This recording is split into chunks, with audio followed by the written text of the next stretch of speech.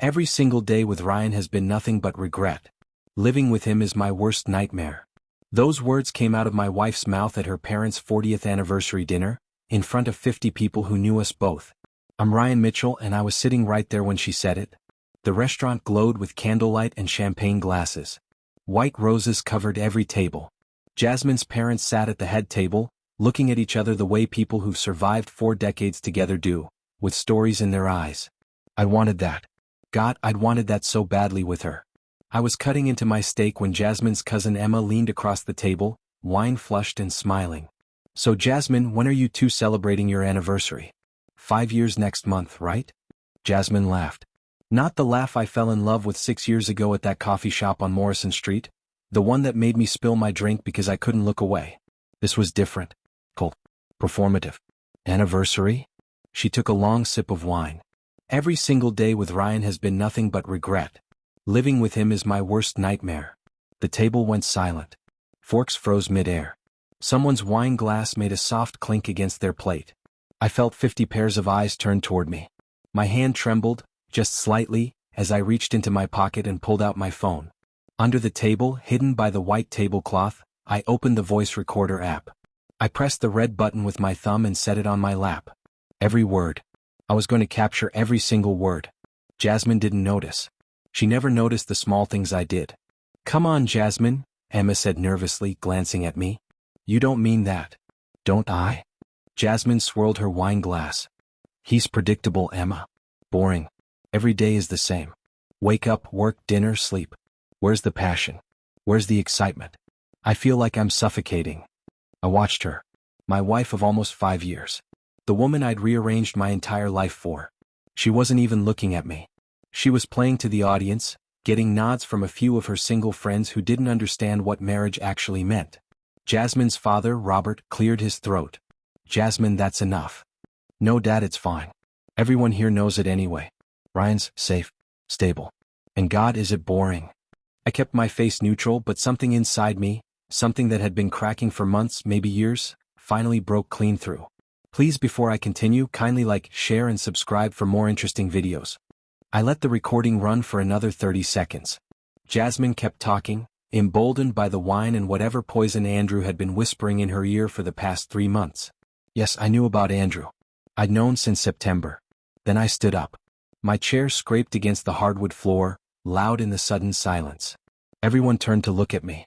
I'd been invisible for most of the night, hell, for most of our marriage, but now I had their full attention. I picked up my keys from beside my plate. The metal jingled softly. I looked at Jasmine directly for the first time since she'd started talking. Her eyes were glassy from the wine, but there was something else there too. A flicker of doubt, maybe.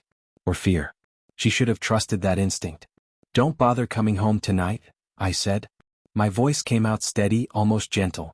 Years of corporate negotiations had taught me that the quieter you speak, the more people listen. I'll have your things delivered to your parents' house. Jasmine blinked. What? You said living with me is a nightmare. I pocketed my keys. Consider your nightmare officially over. I turned to Robert and Diane, Jasmine's parents. Thank you for dinner. Congratulations on 40 years. Then I walked toward the exit.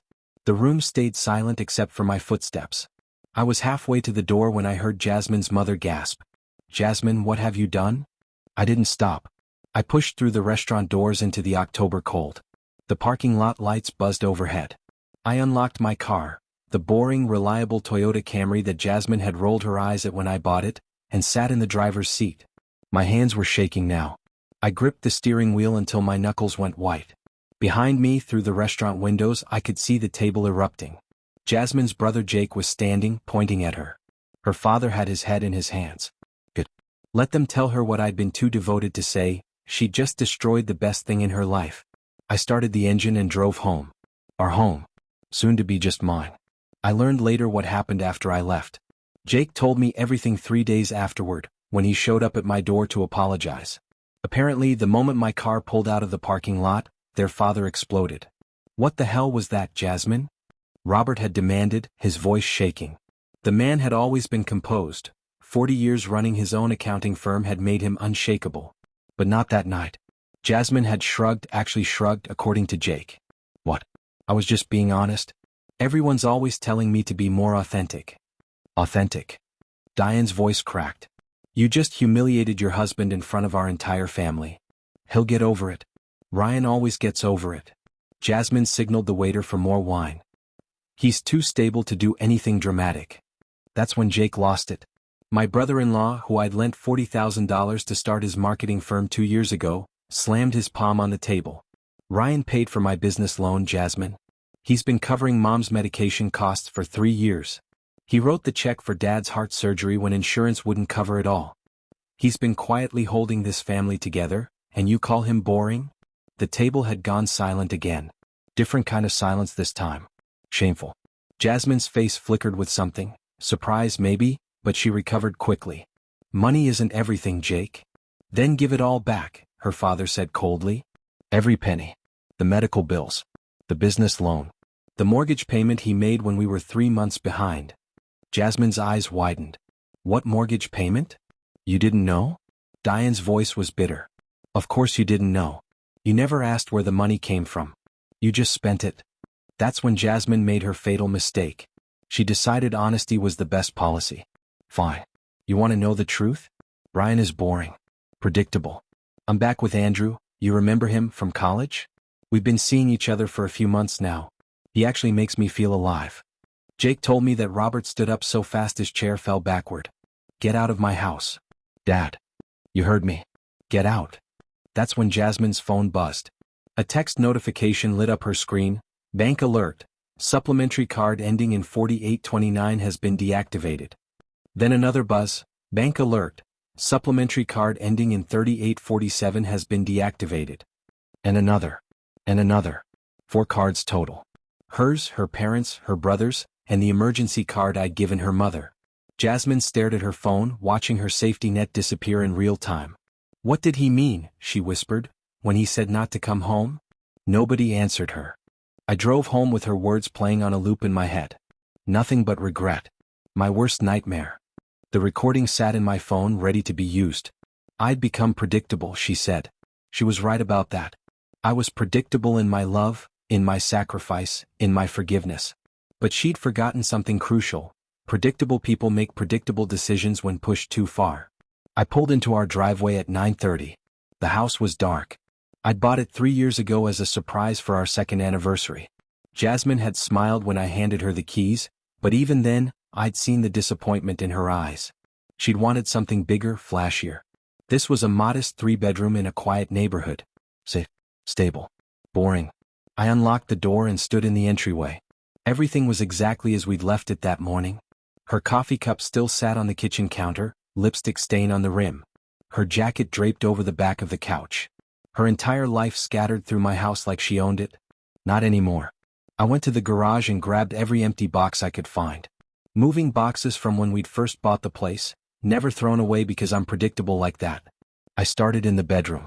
Her clothes came out of the closet in armfuls, dresses I'd watched her wear to impress everyone but me, shoes that cost more than my monthly car payment, jewelry I'd bought her for birthdays and Christmases and no reason Tuesdays. I folded everything. Neatly. Carefully.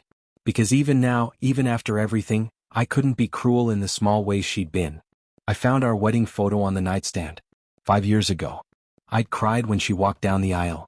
Actual tears streaming down my face because I couldn't believe someone that beautiful had chosen me. I turned the frame face down and kept packing. At 11:43 I opened my laptop. The screen illuminated my face in the dark bedroom. I typed into Google, Baker and Associates, divorce attorneys, 24/7 emergency line. A memory hit me then, sharp and unwanted. 2 years ago. Valentine's Day. I'd saved for months to get us tickets to see her favorite band, the Lumineers, at the arena downtown. Front row seats. I'd been so excited to surprise her. I'd come home early with the tickets in a red envelope, heart pounding. She'd been on the couch, scrolling through her phone. I'd sat beside her, handed her the envelope. "What's this?" she'd asked without looking up. "Open it." She did. Barely glanced at the tickets. "A concert? Ryan, that's so predictable. Can't you do something more exciting? I thought you loved this band." "I do. It's just." She'd sighed, that heavy sigh I'd become so familiar with. "Never mind. Thanks." She'd gone to the concert on her phone the entire time. I'd watched the stage and pretended not to notice. I shook the memory away and clicked on the attorney's website. The phone number glowed on the screen. I dialed. A woman answered on the second ring. Baker and Associates, this is the emergency line. I need to file for divorce, I said. Tonight. At 8 a.m. sharp, I sat in David Baker's corner office downtown. He was younger than I expected, maybe 40, with sharp eyes that had probably seen every version of marriage falling apart. I slid my phone across his mahogany desk. Listen to this. He pressed play. Jasmine's voice filled the room. Every single day with Ryan has been nothing but regret. Living with him is my worst nightmare. Baker's jaw tightened. He listened to the whole thing, all 3 minutes of her tearing me apart for entertainment. When it finished, he set the phone down carefully. Mr. Mitchell, I won't lie to you. This is brutal. Can you use it? In a no-fault state like ours, it won't matter for the divorce itself. But for asset division? For alimony considerations? Absolutely. He leaned back in his chair. She won't get anything beyond what's legally required. And given what you've told me about supporting her family, we can argue those were loans, not gifts. They were gifts, I said quietly. They were loans, Baker repeated firmly. Trust me on this. I signed the retainer agreement. $4,500 to start. Worth every penny. From Baker's office, I drove straight to First National Bank. Patricia Chin, my account manager for 6 years, met me in a private room. She'd helped me set up the supplementary cards, knew exactly what I was about to ask for. I need all supplementary cards canceled immediately, I said. My wife, her parents, her brother. All 4 cards. Patricia's fingers hovered over her keyboard. Ryan, that's about $15,000 in monthly charges across all 4 cards. Are you sure? Cancel them. She typed. Paused. Her father's medication auto charges to his card. Heart medication. He'll need to set up a new payment method. The old Ryan, the predictable Ryan, would have hesitated. Would have made sure Robert had time to transition. Would have called to give him a warning. He should have raised his daughter better, I said. Patricia's eyes widened slightly, but she nodded. Done. They'll all receive notifications within the hour. I stood to leave, then stopped. One more thing. I want to close our joint account and open a new individual account. Transfer everything. Everything? Every cent. She pulled up the account. That's $47,000, Ryan. $23,000 is mine. $24,000 is hers from her job. Split it. Put her half in a separate account in her name only. I want the divorce clean. Even now, even bleeding, I couldn't be vindictive with money. Some habits die hard. I left the bank and made one final stop, a UPS store. I'd packed 8 boxes of Jasmine's belongings. Every item cataloged, photographed, organized. I shipped them all to her parents' address with signature required. The last box contained a handwritten note. I'd written it at 3 a.m, when the rage had cooled into something sharper and clearer. The note said, "You said I was predictable. You were right. I predictably loved you. I predictably supported your family. I predictably forgave you every time you made me feel small. But you also should have predicted this. I wouldn't be your nightmare forever. Now you get to live with yours, regret." Jasmine was at her parents' house when the UPS truck pulled up at 2 p.m. She'd spent the night there after the disastrous dinner, nursing a hangover and her mother's cold silence. The driver rang the doorbell 3 times. Jasmine answered, still in yesterday's dress, mascara smudged. Delivery for Jasmine Clark? 8 boxes sat on a dolly. She signed automatically, confused. The driver left them stacked in the entryway. That's when she saw the envelope taped to the top box. Official looking. Heavy paper. Her name printed in cold, professional letters. She tore it open. Petition for dissolution of marriage. King County Superior Court. Petitioner, Ryan James Mitchell. Respondent, Jasmine Marie Clark. Her mother appeared behind her, reading over her shoulder. Diane gasped. He's citing adultery, Diane whispered. He has recordings. Text messages. He's asking for full division of assets and... Her voice cracked. Jasmine, he's listed every penny he gave this family as loans to be repaid. The mortgage payment, $18,000. Robert's surgery, $50,000. Jake's business loan, $40,000. Diane's medications, $27,000 over 3 years. Total, $135,000. He can't do that, Jasmine said, but her voice shook. Those were gifts. Were they in writing? Her mother asked. Jasmine didn't answer. She opened the first box with trembling hands. Her clothes, folded with department store precision. Every item she owned, organized by type and color. Dresses, blouses, jeans, workout clothes. Nothing missing. Nothing damaged. The second box, shoes, each pair wrapped in tissue paper. The third, jewelry, each piece in its original box with the receipt tucked inside. Every birthday present, every anniversary gift, every just because surprise I'd given her over 6 years. The fourth box, toiletries, makeup, her favorite books, her collection of scented candles. Robert came downstairs. "What's all this?" "Ryan," Jasmine whispered. "He packed everything." Her father opened a box, saw the meticulous organization. "He even folded your t-shirts." At the bottom of the last box, Jasmine found my note. Her hands shook as she read it. "Then read it again." "Call him," Diane said. "Apologize. Fix this." Jasmine grabbed her phone and dialed. Straight to voicemail. She tried again. Same result. She looked at the divorce papers again. At the bottom, in small print, "Petitioner requests respondent refrain from all contact except through legal representatives." "I have to go there," Jasmine said, already grabbing her keys. "I have to explain." "Explain what?" Robert's voice was ice. "That you humiliated him publicly? That you've been cheating on him? That you called his love for you a nightmare?"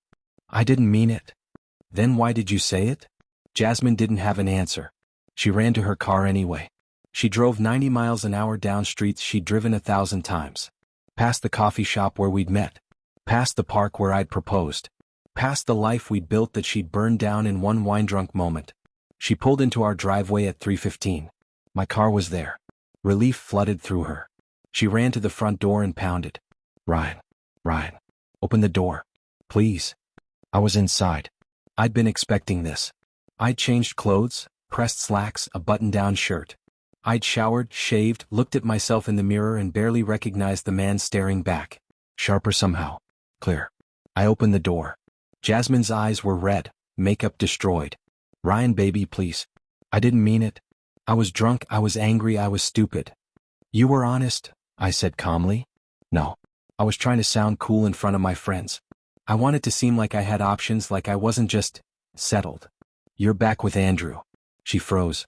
I was lying. To make them jealous. To make you pay attention to me. By calling our marriage a nightmare? "I'm sorry." Tears streamed down her face. "I'm so sorry. Please, can we just talk?" Inside. "Like we always do." "We never talked, Jasmine." "I talked. You tolerated it." "That's not true." "When was the last time you asked me about my day? My work? My life?" I watched her struggle to remember. "Can't recall?" "That's fine. It's been about 14 months. I'll be better. I promise.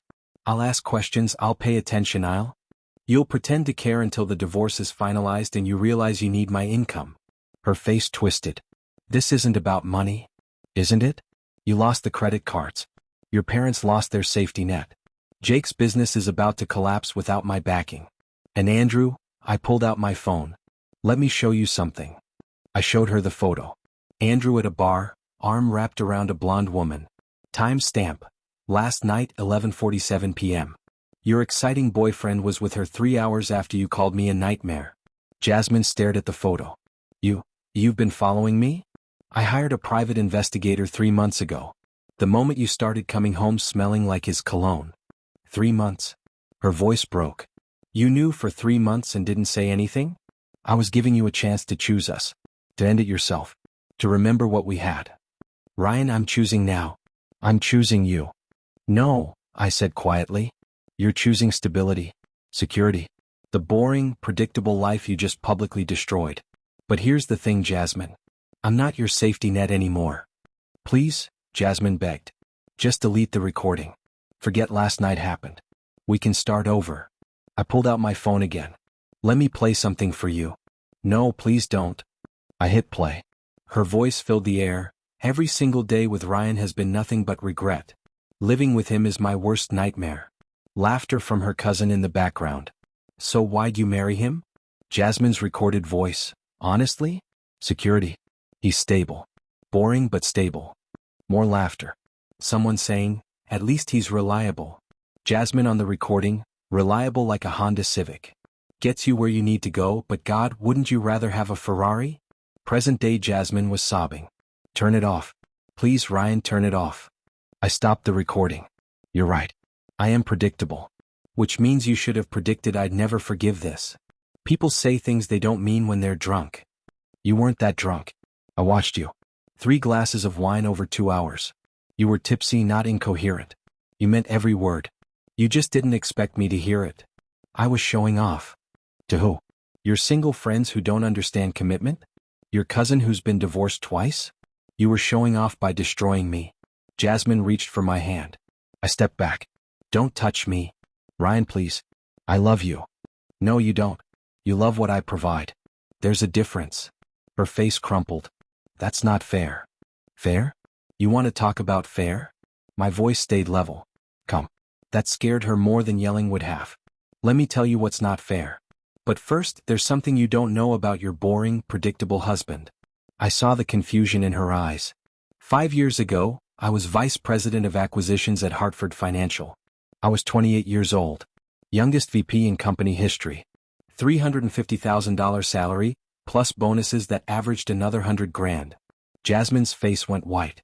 What? My boss called me into his office the week after I proposed to you.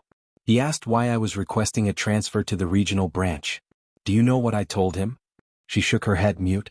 I told him I met someone who didn't like the city. Someone who wanted a simple life. Someone I loved more than my career. So I took a regional sales position making $90,000 a year. A 72% pay cut. For you. Jasmine stumbled backward like I'd hit her. You never told me. You never asked what I did before we met. You assumed I'd always been in regional sales. That I'd always been this boring? I didn't know. 3 years ago my old boss called. They wanted me back.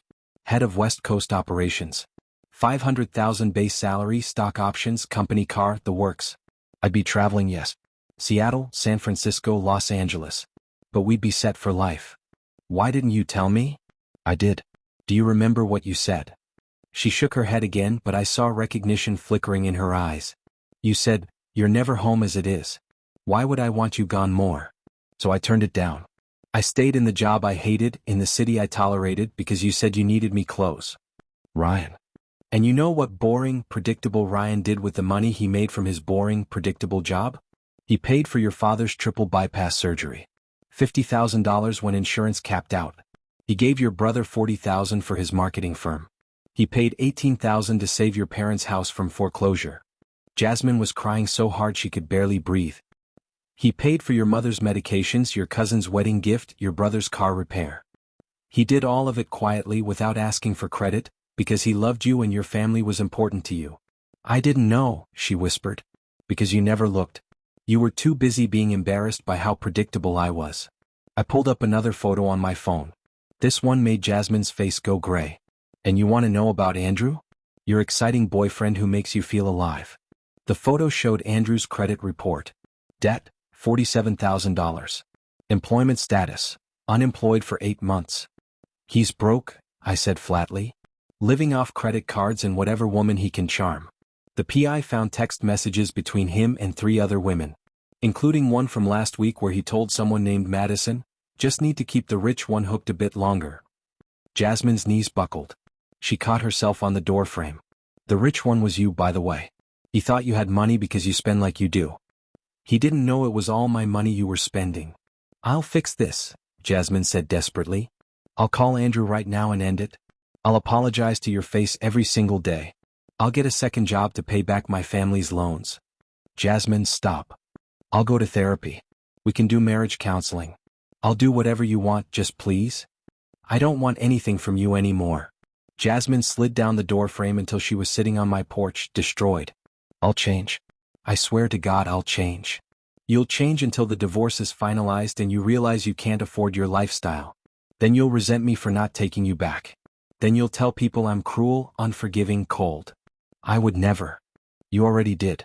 Last night. To 50 people. She looked up at me, mascara streaking her face. I can't lose you. You lost me the moment you valued excitement over devotion.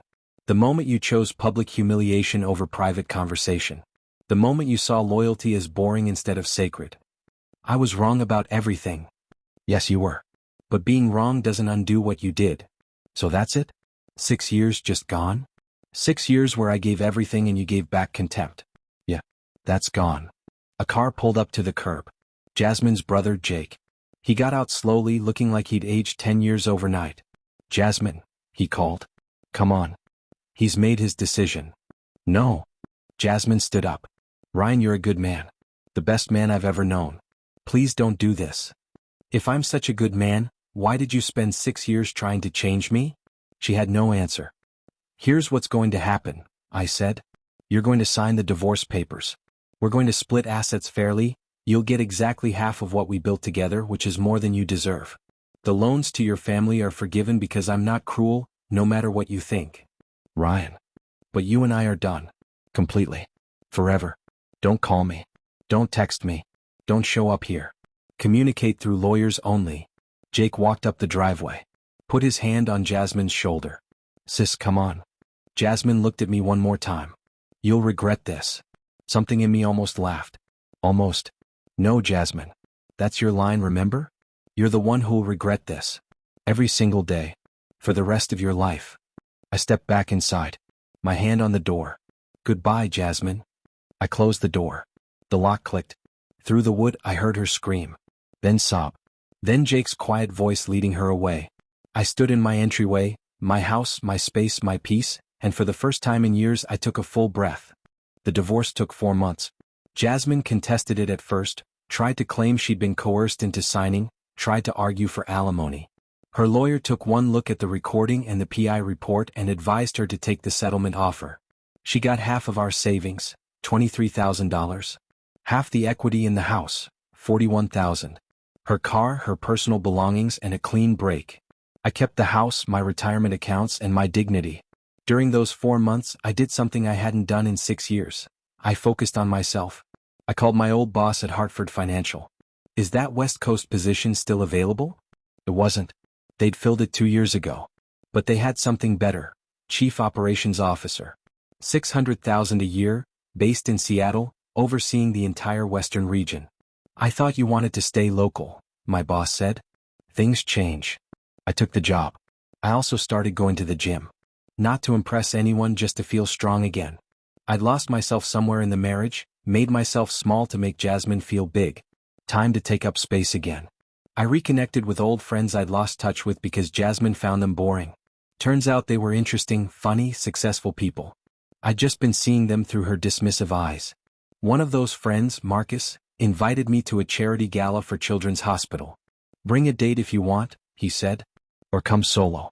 Either way, it'll be good for you. I went solo. That's where I met Elena. She was a pediatric surgeon, brilliant and kind, with eyes that actually lit up when I talked about my work. We spent 2 hours at the gala just talking. About everything. About nothing. About the way life surprises you when you stop trying to force it into shape. You're recently divorced, she said. Not a question. How can you tell? You have that look. Like you're remembering how to be yourself. I laughed. Actually laughed. That obvious? Only to someone who's been there. We exchanged numbers. Started talking. Coffee dates turned into dinner dates, turned into weekend hikes in the Cascades. Elena never once called me boring. She called me steady. Thoughtful. Present. You're my adventure, she told me once, 6 months after we met. Not because you're wild or unpredictable. Because you make me want to explore who I can be. I asked her to marry me on a cliff overlooking Mount Rainier. She said yes. Jasmine found out about the engagement from social media. Her former college roommate, still on my friend list, posted a congratulations message with photos from the engagement party. So proud of Ryan and Elena. He deserves all the happiness in the world. And she's amazing, pediatric surgeon, marathon runner, and just the kindest soul. They're perfect together. The post included photos. Me in a tuxedo, Elena in a stunning blue dress. Both of us laughing, dancing, looking at each other the way people in love do. One caption caught Jasmine's eye. He told me I'm his adventure. I told him he's my home. Jasmine was sitting in a coffee shop when she saw it, the same coffee shop where she and I had met 7 years ago. She was alone. She was always alone now. Her parents had lost their house despite my forgiveness of the loans. Robert's accounting firm had taken a hit during the recession, and without my financial backup, they couldn't recover.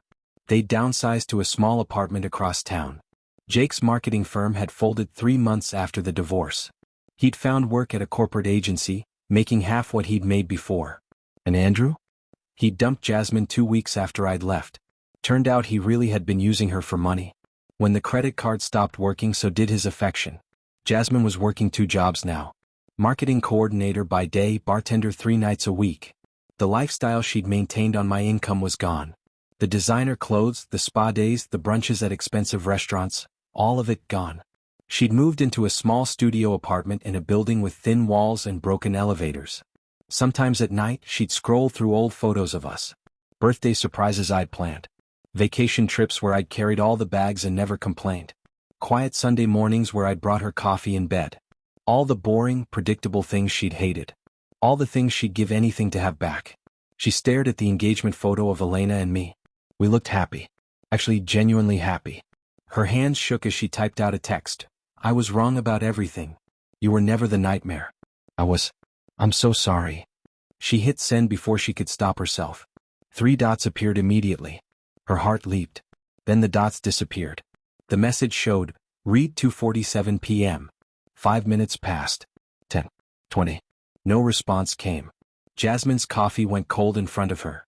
She sat there for an hour, staring at her phone, waiting for a reply that would never come. Finally, she whispered to herself, every day without him is nothing but regret. She was right. I'd moved on. I'd found someone who saw my steadiness as strength, my reliability as love, my devotion as precious instead of boring. And Jasmine? She got to live with the consequences of throwing away the best thing that ever happened to her. Sometimes the person you take for granted becomes the person you can't live without. But by then it's too late. The nightmare she'd wanted to escape had become her reality. And the boring, predictable husband she'd dismissed had become someone else's adventure. That's how it ends. Not with me begging her back. Not with some grand reunion. With me dancing at my engagement party while she sits alone in a coffee shop, finally understanding what she lost. That's the real ending. The one she earned.